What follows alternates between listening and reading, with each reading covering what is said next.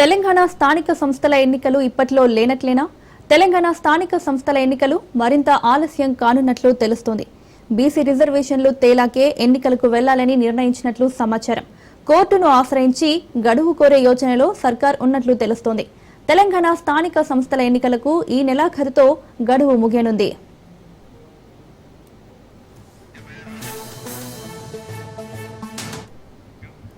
ఇదే అంశానికి సంబంధించి మరింత సమాచారం మా ప్రతినిధి రాజు అందిస్తారు.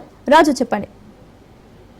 మౌనిక, తెలంగాణలో స్థానిక సంస్థల ఎన్నికలకు సంబంధించి ఈ నెల 30వ తేదీ ఇప్పటికే హైకోర్టు గడువు విధించడం జరిగింది. 30వ తేదీ లోపల ఎన్నికలు జరపాలని ఇప్పటికే హైకోర్టు ఇటు రాష్ట్ర ప్రభుత్వానికి ఆదేశాలు జారీ చేసిన నేపథ్యంలో ప్రభుత్వం కూడా స్థానిక సంస్థల ఎన్నికలు నిర్వహించేందుకు కసరత్తు చేస్తున్నట్టుగానే ఇన్ని రోజులు కూడా చేయడం జరిగింది. అయితే తాజాగా అందుతున్న సమాచారం ప్రకారం మరింత ఆలస్యం అయ్యే అవకాశం కనిపిస్తా ఉంది. ఎందుకంటే ఇప్పటి వరకు కూడా ఈ బీసీ రిజర్వేషన్లు తేలలేదు. కాంగ్రెస్ పార్టీ మొదటి నుంచి చెప్తా ఉంది, బీసీలకు 42% రిజర్వేషన్లు కల్పించిన తర్వాతనే స్థానిక సంస్థల ఎన్నికలకు వెళ్తామని చెప్పి కూడా కాంగ్రెస్ పార్టీ పదే చెప్తా ఉంది.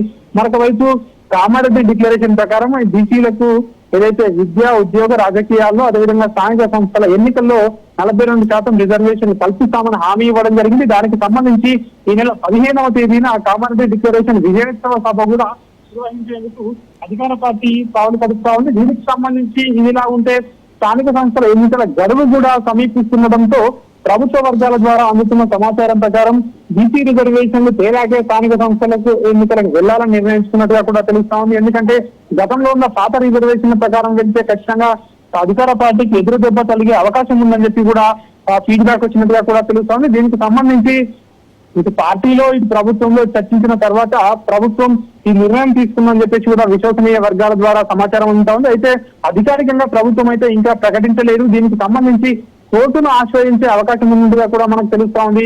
ఎందుకంటే ఇప్పటికే సెప్టెంబర్ 30వ తేదీ లోపు ఇవి ఎన్నికలు నిర్వహించాలి కాబట్టి దీనికి సంబంధించి కోర్టు నుంచి ఎట్లాంటి అడ్డంకులు రాకూడదంటే ఖచ్చితంగా హైకోర్టును ఆశ్రయించి దీనికి సంబంధించి మరింత గడువు కోరే అవకాశం ఉన్నట్టుగా కూడా మనకు తెలుస్తా ఉంది. ప్రధానంగా బీసీలకు, ఎందుకంటే ఇప్పటికే 50% పైగా ఉన్నటువంటి బీసీల జనాభాకు సంబంధించి 42% రిజర్వేషన్ ఇస్తామని పదే కాంగ్రెస్ ప్రభుత్వం చెప్తా ఉంది. ఒకవైపు అసెంబ్లీలో తీర్మానం చేసి కేంద్ర ప్రభుత్వానికి పంపించింది. ఒకవైపు బీజేపీ పార్టీ, కేంద్రంలో ఉన్నటువంటి పార్టీ అడ్డుకుంటుందని చెప్పి కూడా పదే విమర్శలు చేస్తా ఉన్నటువంటి పార్టీ ఈ నేపథ్యంలోనే కోర్టును ఆశ్రయించి దీనికి గల కారణాలు రిజర్వేషన్లు పూర్తి కాకపోవడం, ఇతర సమస్యల వల్ల ఎన్నికలు నిర్వహించలేకపోయాము, దీనికి మరింత గడువు ఇవ్వాలని చెప్పి కోరే అవకాశం ఉన్నట్టుగా కూడా మనకు విశ్వసనీయ వర్గాల ద్వారా సమాచారం ఉంటా ఉంది. మంత్రులు కూడా అడపాదడపా ఇట్లాంటి కామెంట్లు, ఆఫ్ ద రికార్డ్ లో ఇట్లాంటి కామెంట్లు చేస్తా ఉన్నారు. ఎందుకంటే ఎన్నికలు ఖచ్చితంగా మేము 42% రిజర్వేషన్లు బీసీలకు ఇచ్చిన తర్వాతనే ఎన్నికలకు వెళుతామని చెప్పేసి కూడా పదే చెప్తా ఉన్నారు. మరొక వైపు ఈ రోజు మధ్యాహ్నం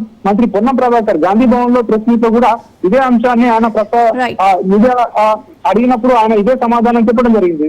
ఇట్లా ఖచ్చితంగా కోర్టును ఆశ్రయిస్తాం, అవసరమైతే ఎన్నికలను మరింత పోస్ట్పోన్ చేసినా సరే ఖచ్చితంగా బీసీలకు 42% రిజర్వేషన్లు కల్పిస్తామని చెప్పి ఆయన కూడా ప్రకటించడం జరిగింది. ఇవన్నీ కూడా చూసినట్టయితే ప్రభుత్వం ఒక పావులు కదుపుతున్నట్టుగానే కనిపిస్తా ఉంది. దీనికి సంబంధించి కోర్టును ఆశ్రయించి ఎన్నికలకు మరింత గడువును కోరే అవకాశం అయితే మనకు స్పష్టంగా కనిపిస్తా ఉంది. ఇప్పటికే ఒకవైపు ఇటు పంచాయతీరాజ్ శాఖ నుంచి ఇప్పటికే గతంలోనే ఇటు ఎంపీటీసీల, జెడ్పీటీసీల స్థానాలను ఖరారు చేయడం, మరొక వైపు ఇటు సర్పంచ్ ఎన్నికలకు సంబంధించి అదేవిధంగా ఇటు బ్యాలెట్ పత్రాలను, బ్యాలెట్ బాక్సులను తయారు చేసుకోవాలని చెప్పేసి ఇప్పటికే జిల్లా అధికారులకు గత నెలలోనే ఆదేశాలు జారీ చేసినప్పటికీ ఇప్పుడున్న పరిస్థితుల దృష్ట్యా ఒకవైపు ఫీల్డ్ లో ప్రభుత్వానికి అనుకూలత ఉందని చెప్పిన, మరొక వైపు రిజర్వేషన్లు ఖరారు కాకపోవడంతో దీన్ని మరింత పొడిగించే అవకాశం అయితే మనకు ఇప్పుడున్న పరిస్థితిని బట్టి చూసి అర్థమవుతా ఉంది. Right Raju, thank you.